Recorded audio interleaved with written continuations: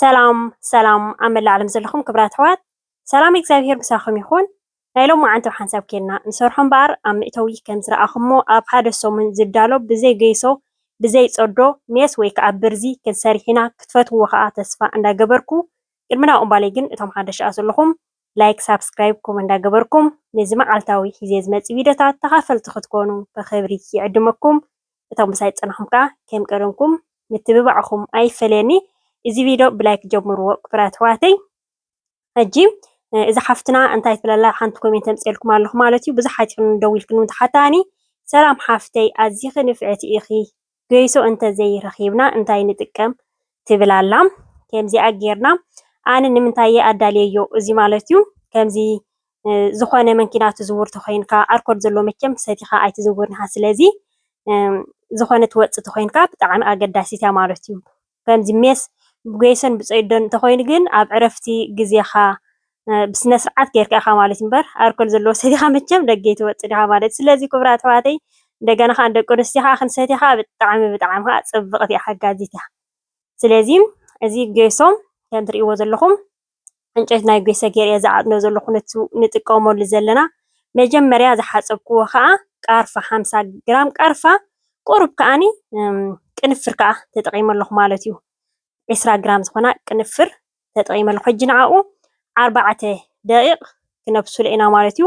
እዚ እንታይ ዝበሃልና ከዓ ዕንጨይቲ ናይ ገይሶ ተሊና ብዕንጨይቲ ገይሶ ጌርና ክንዓፅኖ ንኽእል ኢና። ኣዴታትና መቸም በውሊዕ እንዳገበራ እንድየን ስውእን ዘሎ ሜሰን ዘሎ ዝዓፅና ግን ኣብ ስደት መሊኡ ስለዘይመልአልካ ሽግር የብሉን እዩ። ሕጂ ለሚን 2 ለሚን ኣብዚኣ የድልያና ንዓኣንተን ኣብዚሕና ንሰርሖ እንተሊና ኮይና ከዓ ክንውስኸሉ ንኽእል ኢና እቲ ዓቐን ማለት እዩ። ሕጂ እቲ ናሃቱ ፍረ ዘሎ እንዳውፀና እቲ ለሚን ከዓ ብንእስ ዝበለ ጌርና ክንክትፎ ኢና ማለት እዩ። እዚኣ ብእውነት ብጣዕሚ ቀላል ኣሰራርሓ እንደገና ከዓ ፈኳስ ዝኾነት መስተያ ኣውደ ዓመት ፋሲካ ከዓ ይመፀና ኣሎ። እግዚኣብሔር ኣምላኽ ንዓና ዝኾን ኣውደ ዓመት ይምፃኣና ናብ ብርሃነ ትንሳኤኡ ብሰላም የብፅሓና። ክብራት ኣሕዋተይ ከምዚኣ ጌርና ብቅልል ዝበለ ጌርና ብጣዕሚ ግዜ ከማንፂ ኣይተወስድን እያ ማለት እዩ። ከምዚኣ ጌርና ጣዕጣዕ ኣቢልና ክንሰርሕ ንኽእል ኢና። ዘን ኣሕዋተይ እተን ክትገብራ ትደልያ እሞ መሳርሒ ከዓ ይጎድለክን ማለት እዩ። ስለዚ ኣብዚኣ ከዓ ጅንጅብል 50 ግራም ጅንጅብል ከዓ ኣዳልዮ ኣለኹ ማለት እዩ። ንዓኡ ከዓ ከም ትሪእዎ ዘለኹም ገይረ ከርቲፈዮ ኣለኹ። ሕጂ እቲ ለሚን ንጥቀመሉ ከዓ ኦርጋኒክ ወይ ከዓ ቢዮ ዝኾነ ክንጥቀም ኣለና። ምክንያቱ ትቕራፍናቱ ኣይነልጉሰን ስለ ዘለና ንጥቀመሉ ስለ ዘለና ማለት እዩ። ሕጂ ዝሒሉ ኣሎ ማለት እዩ 4 ደቂቕ እቲ ቅንፍር እቲ ቃርፋ ዝገበርናዮ ዝሒሉ ከም ትሪእዎ ዘለኹም ሕብሪ ቅይር ኣቢሉ ኣሎ። ብኡ ጌርና ሕጂ ከም ጁስ ልክዕ በቃ ከም ናይ ጁስ ክንገብሮ ኢና ማለት እዩ። ምስ ዝሓለ ኢና ንጥቀመሉ። ሕጂ ከም ትሪእዎ ዘለኹም ጌርና ጥሕና ኣቢልና ፅቡቅ ጌርና ብመንፊት ጌርና ከዓ ክነብሎ ኢና ማለት ናብቲ ዝዓጠናዮ ናይ መትሓዚ ናይ ሜስና ማለት እዩ።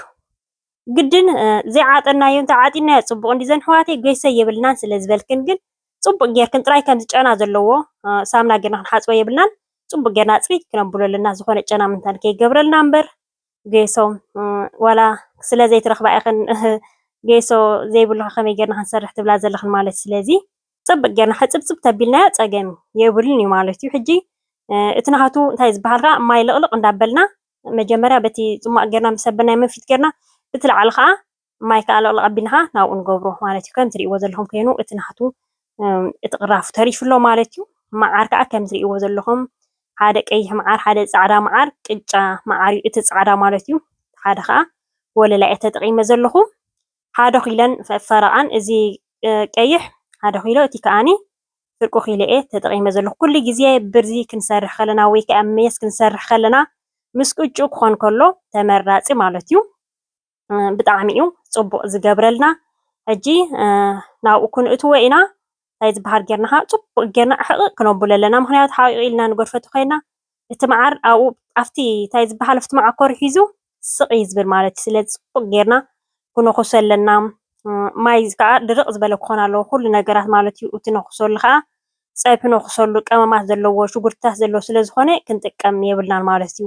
ኩሉ ግዜ ናይ ሜስ ክንሰርሕ ከለና ናይ ስዋ ክንሰርሕ ከለና ሓንቲ ምሕበሪት ክንገድፍ ኣለና ማለት። ኣነ ሕጂ ሎማዓንቲ ኣየበልኩን ኣለኹ መብዛሕትኡ ናይ ስዋን ናይ ሜሰይን ዝጥቀመላ ሓንትለትኒ ዝፈልኽዋ ማለት እዩ ሕጂ ከም ትሪእዎ ዘለኹም መዓርና ኣብኡቲና ያለና ኩሉ ግዜ ከዓ ቀይሕ መዓር ንጥቀም ተኮይና ዋላ ነቲ ሕብሪ ከዓ ፅቡቅ እዩ ዝገብረልና ማለት እዩ ኣብዚ ሕጂ መፋልሕቲ ዝኾነኒ ከም ትሪእዎም ዘለኹም ቁርብትለይ ናይ እንታይ ዝበሃል ናይ ሜስ ገይረ ዘለኹ ማለት እዩ ኩሉ ግዜ ሜስ ክንሰርሕ ከለና ሜስ ይበላሸወናን እዩ ኣብ ፍርጅ ክነፅንሖ ንኽእል ኢና ማለት እዩ ሕጂ ንእሽተይ ብጫ ክገብረልና ከዓ ፍርቂ ማንካ ናይ ሽኮር ገይረ ከዓ ዕርዲ ገይረ ኣለኹ ማለት እዩ እንደገና እዚ ናይ ቶርታ ንሰርሓሉ እቲ ብጫ ዘሎ እውን ክንጥቀም ንኽእል ኢና ግን ንሱ ኣብ ግዜ ኣብ ናይ ፆም ሕጂ ንሰትዮ እንተኮይንና ታእሽምስ ክንስዕር ስለንኽእል መብዛሕትኡ ኣነ ሕጂ ናይ ዕርዲ ዝጥቀም ማለት እዩ ሕጂ ኣብ ናይ ረቡዕ ድዩ ኣብ ናይ ዓርቢ ድዩ ክንሰትዮ እንተኮይንና ምናልባት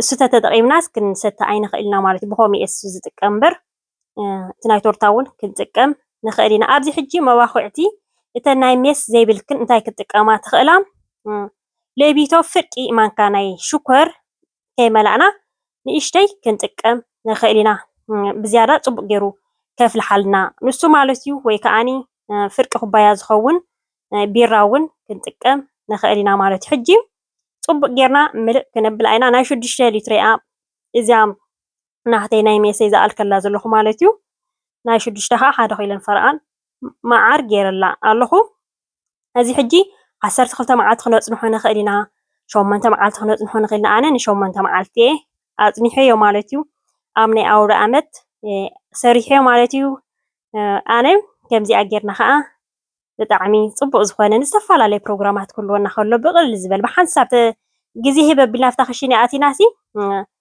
እንተቢልናስ በቃ ክሳብ ንኸፍታስ ዋላ ሓደ ንውስኸላ ነገር የለን ማለት እዩ ሕጂ ዕፁ ኣቢልና ፅቡቅ ጌርና ድሕሪ 8 መዓልቲ ከዓ ክምለሰኩም እየ ማለት እዩ ክቡራት ኣሕዋተይ ብፍላይ ኣብ ናይ ግዜ ዝዛሕሉ ተኮይኑ ክሳብ 12 መዓልቲ ክነፅንሖ ንኽእል ኢና ማለት እዩ ከም ዝበልኩኹም ግን ቁርብትለይ እንታይ ዝበሃል ከይበዝሐ ከሎ ለቢተ ንእሽተይ መፋልሕቲ ክትገብራሉ ትኽእላ ኢኽን ማለት እዩ ሕጂ ከም ትሪእዮ ዘለኹም ናይ ኣውደ ዓመት እዩ ሒናና ዘሎ ገለመለ ጌርና ክቡራት ኣሕዋተይ ድሕሪ 8 መዓልቲ ከዓ ከምዚ ትሪእዎ ዘለኹም ከይንሎ ማለት እዩ ኣውደ ዓመት ሕጂ ዝኸፍቶ ዘለኹ ኣነ እቲ ናህቱ እንታይ ዝበሃሉ መንፊት ጌርና ኩሉ ግዜ ክነብል ከለና እንታይ ዝበሃል ክንገብር ኣለና